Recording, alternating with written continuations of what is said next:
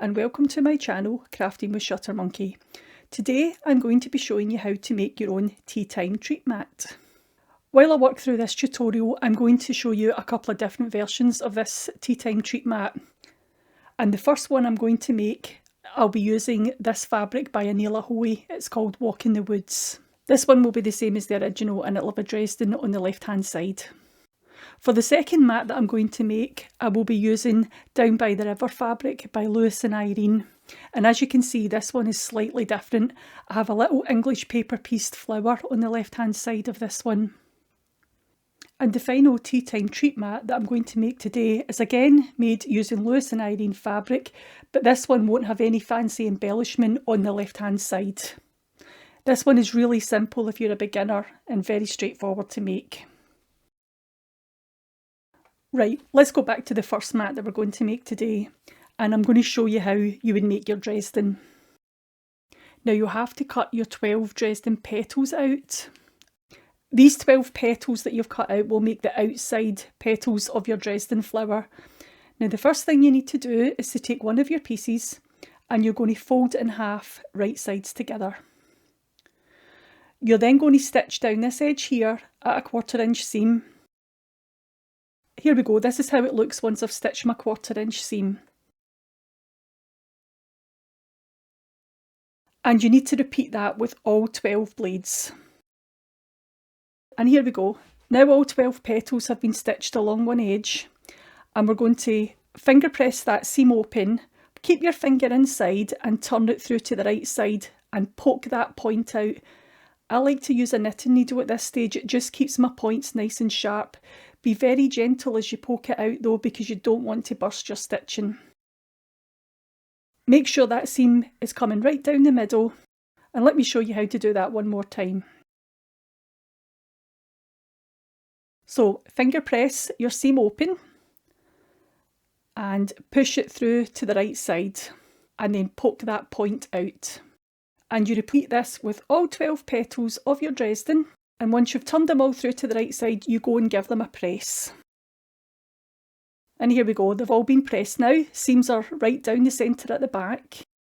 And you're ready to start sewing these together.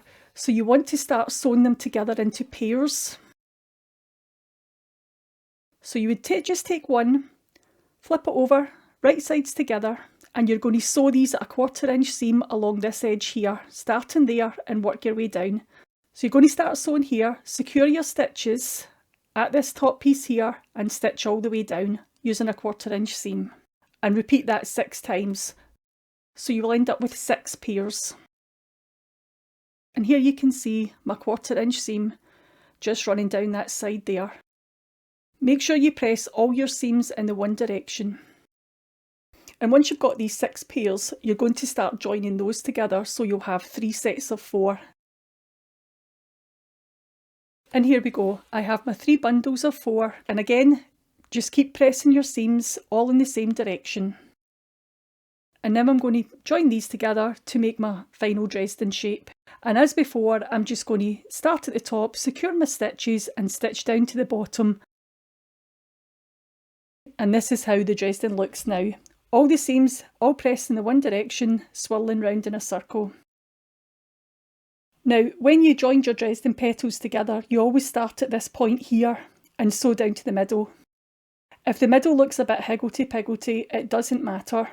You want these edges between your petals to look nice, and that's why you start sewing there. I'm just going to check that this fits on the centre of my 6.5 inch square. And that's okay, I'm happy with that. Now the next thing that I need to do is to make the Dresden circle for the centre of this Dresden. And I've fussy cut a 3.5 inch circle. I've got Little Red Riding Hood right here in the centre. And I've cut out a 3.5 inch circle. And here I have some lightweight fusible interfacing. And I've drawn a 3 inch circle onto that. Now I'm going to place the bit of fabric and the interfacing right sides together. The right side is the bumpy, the sticky side. You want to put the sticky side down onto your fabric and you're going to stitch around that drawn line. I take my stitch length down a little bit when I'm sewing this bit, just so my stitches are a wee bit tighter and they don't burst so easy. And now I'm just going to trim some of the excess fabric and the interfacing off at the edge of this circle. And then I'm going to snip all the way around. I just snip in towards the circle, making sure that you don't cut your stitches, and I'm going to do that all the way around. It just helps to reduce the bulk when you turn your circle around to the right side. And here we go. I cut a little cross just on the interfacing, make sure you don't cut your fabric, and then I cut off those 4 little triangles. This makes it easier for me to turn my fabric around to the right side. So there we go. I've cut out a little cross and then cut off those 4 triangles on the interfacing only. Don't cut your fabric. And then I'm going to pop this through to the right side.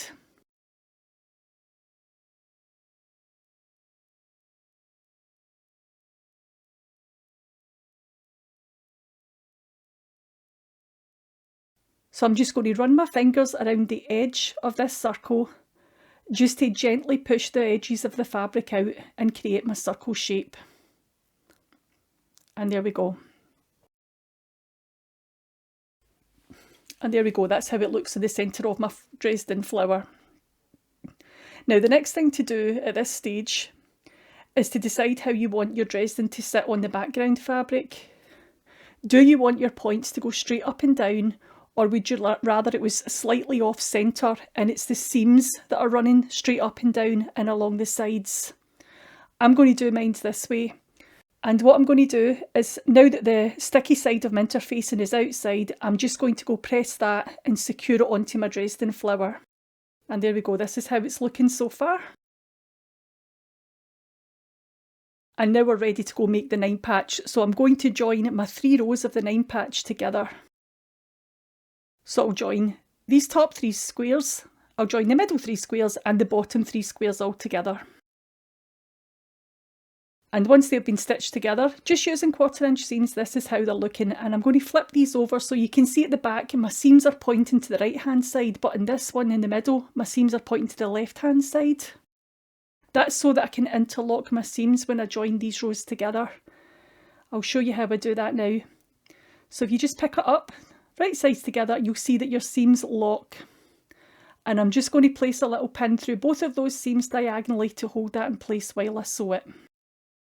And again on this second seam, just slide it and you'll feel it lock together. Hold it in place while you put a pin diagonally through. And I'm going to stitch along here using a 1/4" seam. And here we go, this is me, I've finished my 9 patch.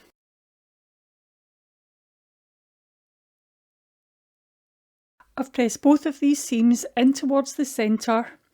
But you don't have to do that with yours, you can press them both in the same direction if you like. So now the next thing we need to do is to join the 9 patch that you've just made to your 6.5" square.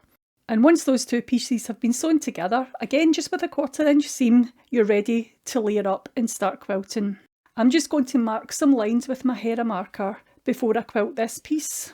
And at this stage, I won't be putting the Dresden flower on, I only quilt this piece here. The Dresden will be added later. And now I'm just going to show you how the other 2 treat mats are coming along. So this one here with the English paper pieced flower, I'm going to quilt that like this. I won't put the flower on just now. And here is how the easier version is looking. But with this one, I'm only going to quilt through 2 layers. I won't have the backing fabric on when I quilt. And here we go. This is how they're looking after quilting. And this one now, I've quilted through all 3 layers and I'm now ready to trim around the 4 edges. After trimming this one, you can see I've got a couple of white edges shown. That doesn't matter, it's more important that you get your piece square. You want your edges to be square, and how I do that is I usually line up one of my black lines on my ruler along the centre and I'll trim along the edge. And this is what I used to mark the lines before I quilted this piece. It's called a Hera marker, and I just run it along the edge of my ruler to mark my lines before I quilt. I do have a tutorial on how to layer up and quilt a finished piece, and I'll link to that if you need a little refresher. Now I've also marked a line through the centre of my 6.5 inch block, and I've marked a line through the centre. Yeah, I know I've marked 2 lines here, but I put the first line in the wrong place, so ignore that one. I will use these lines that I've marked to help me position my Dresden. So my seams that run through the Dresden, I'll line these up with those marked lines, and I'll pin that into place before I stitch it onto the background. And here's how the second treat mat is looking. It's been quilted using 3 layers again. Marked the lines down the centre of the 6.5 inch block, and I'm ready to position my English paper piece flower. This is just a traditional EPP pieced flower, and as you can see, I've basted through all my layers. And I'll remove the basted stitches, take out the papers, and I'll just use those marked lines to centre up my flower. And here we go, this is the third version of the Tea Time treat mat, but this one I've only quilted through 2 layers. It's just the top layer and the wadding that's been quilted for this one. And as you can see, there will be no embellishments added onto the left hand side of this mat. And back to version 1. Here you can see that I've stitched down my Dresden petals, and I've also stitched the centre of the circle down too. And now this piece is ready to bind. So this is my binding fabric. It's 2 inches high by the width of the fabric, and I've folded it in half lengthways and pressed it. And now I am ready to attach the binding to the outside edges of this treat mat. And if you need a binding tutorial, I will link to that for you. And here we have the binding fabric stitched into place on the right side, and I'm just going to snip all 4 corners just to reduce the bulk at the corners when I fold this binding over. And once the corners are snipped, I can start folding this binding over to the back, and I'm just going to clip it into place. Just take your time, fold it over, and add clips until you've worked your way around all 4 sides.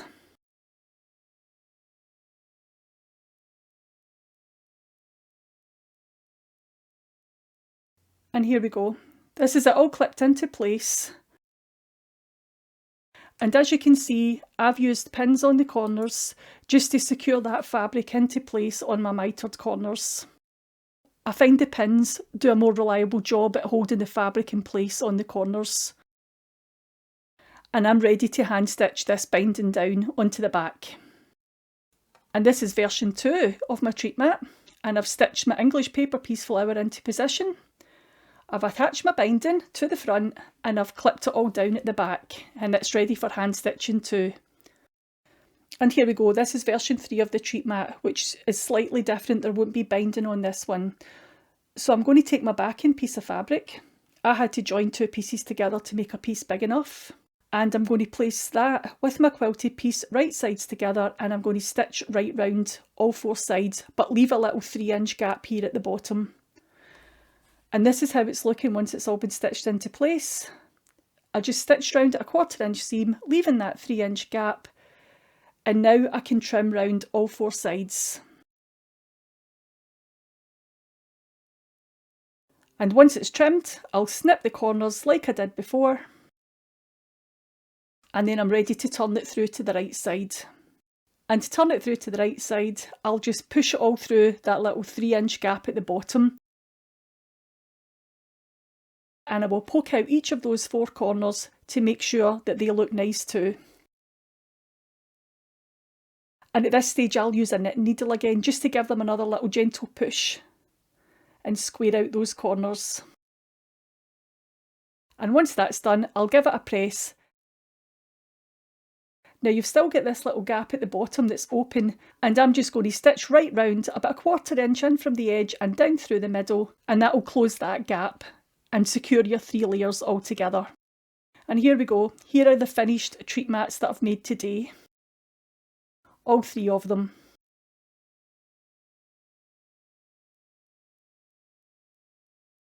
And this is the original that I started with. So now that the restrictions are starting to be lifted in the UK, you could go make these for your friends and then invite them round and they can sit in the garden and you could have afternoon tea together. That would be nice after not seeing your friends for so long, wouldn't it? I hope you enjoy making a tea time treat mat for yourself and for your friends. Thanks for watching.